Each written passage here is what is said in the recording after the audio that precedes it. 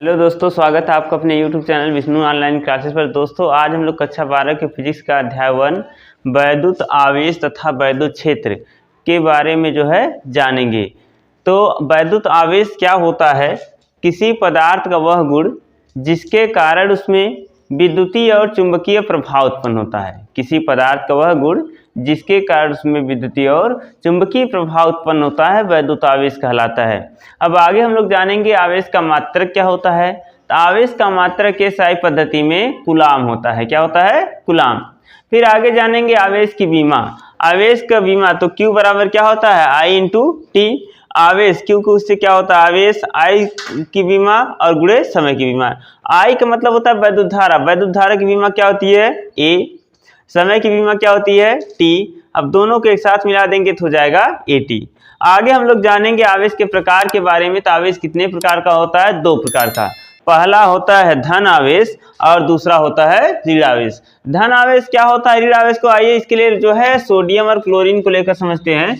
जैसे सोडियम एक तरफ ले लीजिए, एक तरफ ले लीजिए क्लोरीन। क्लोरीन में कितने इलेक्ट्रॉन होते हैं? 17। और सोडियम में कितने होते हैं? 11। 11 और 17, इसको 2, 8, 1 लिख सकते हैं। इसका इलेक्ट्रॉनिक विन्यास इसका 2, 8, 7। इसमें देखेंगे तो यहाँ जितना परमाणु क्रमांक होता है उतना इलेक्ट्रॉनों संख्या उतने प्रोटॉनों संख्या। मतलब सोडियम में इलेक्ट्रॉनों संख्या 11, प्रोटॉनों संख्या 11 और परमाणु क्रमांक भी 11। क्लोरीन को देखेंगे तो क्लोरीन में परमाणु क्रमांक 17, इलेक्ट्रॉनों संख्या भी 17 और प्रोटॉनों संख्या भी 17 है। इसका इलेक्ट्रॉनिक विन्यास A और इसका इलेक्ट्रॉनिक विन्यास A। अब देखेंगे कि यहाँ पर सभी परमाणु चाहते हैं कि अपना अष्टक पूरा करें। अष्टक पूरा करने का मतलब इसके लास्ट वाले कोष में कम से कम 8 इलेक्ट्रॉन होने चाहिए। तो यह तो अपना अष्टक पूरा करने के लिए या तो किसी से 1 ले या तो किसी को 8 दे। तो बताइए 8 लेना आसान है, 1 देना आसान है कि 8 लेना आसान है? तो 1 देना आसान है। जब जितना इलेक्ट्रॉन कोई देता तो उतना है प्लस। कितना आता है? प्लस। और इलेक्ट्रॉन 1 को दे दिया तब इसके पास कितना बचेगा? 10। इसी तरह क्लोरीन के पास चले जाएंगे तो यहाँ पर है 2, 8, 7। यह भी अपना अष्टक पूरा करने के लिए या तो किसी से 1 ले और या तो किसी को अपना साथ दे दे। तो 1 लेना आसान है या साथ देना आसान है? तो 1 लेना आसान है। इसीलिए यहाँ पर क्या होगा? अभी तक 17 इलेक्ट्रॉन थे, जब इसे किसी से 1 ले लेगा तो कितने हो जाएंगे? 18। और जितने इलेक्ट्रॉन लेते उतने क्या आता है? माइनस। तो यहाँ पर कह सकते हैं किसी तत्व या परमाणु में इलेक्ट्रॉनों की कमी के कारण, किसी तत्व या परमाणु में इलेक्ट्रॉनों की कमी के कारण उत्पन्न आवेश को धन आवेश कहते हैं।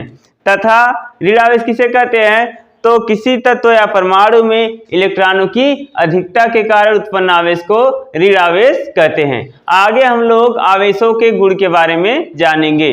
तब तक के लिए इसको नोट कर लीजिए। आगे हम लोग जानेंगे आवेशों के गुण के बारे में। आवेश के गुण कौन कौन से हैं? पहला गुण है वैद्युत आवेश संरक्षण का नियम, दूसरा गुण है मूल आवेश और तीसरा है आवेश क्वांटीकरण। और एक गुण आप लिखना चाहे तो आकर्षण अथवा प्रतिकर्षण का गुण भी लिख सकते हैं। समान आवेश या सजातीय आवेश। सजातीय आवेश का मतलब जब दोनों आवेश एक ही प्रकार के हों, या तो दोनों धन आवेश हो या दोनों ऋण आवेश हो, तो उसे कहते हैं सजातीय आवेश। जब दोनों आवेश अलग अलग या भिन्न भिन्न प्रकार के हों तो उसे कहते हैं विजातीय आवेश। जैसे एक ठो धन आवेश हो तो दूसरा ऋण आवेश होना चाहिए, या पहला ऋण आवेश हो तो दूसरा धन आवेश हो, तो इसे कहते हैं विजातीय आवेश। जातीय आवेश एक दूसरे को प्रतिकर्षित करते हैं तथा विजातीय आवेश एक दूसरे को आकर्षित करते हैं। यह नियम में भी लिख सकते हैं आप। इसे कहते हैं आकर्षण अथवा प्रतिकर्षण का नियम। दूसरा नियम है आवेश संरक्षण का नियम। आवेश संरक्षण का नियम क्या होता है?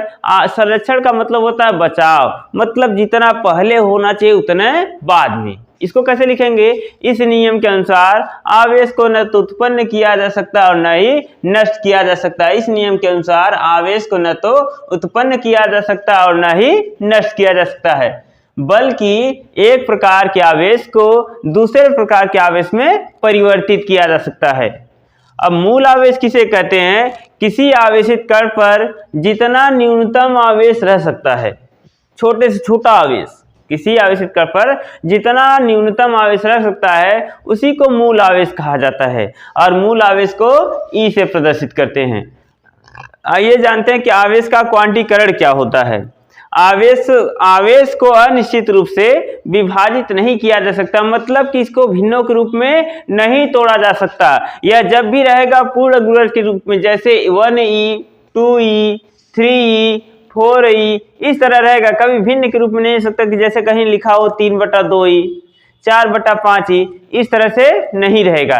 जब भी रहेगा पूर्ण गुणज के रूप में। तो आवेश को अनिश्चित रूप से विभाजित नहीं किया जा सकता। किसी आवेशित कण पर आवेश +e ±2e ±3e ±4e हो सकता है, लेकिन कभी भी भिन्न के रूप में नहीं हो सकता, और इसी को बोला जाता है आवेश का क्वांटीकरण। आगे हम लोग जानेंगे कूलाम के नियम के बारे में, इसे नेक्स्ट वीडियो में पढ़ते हैं।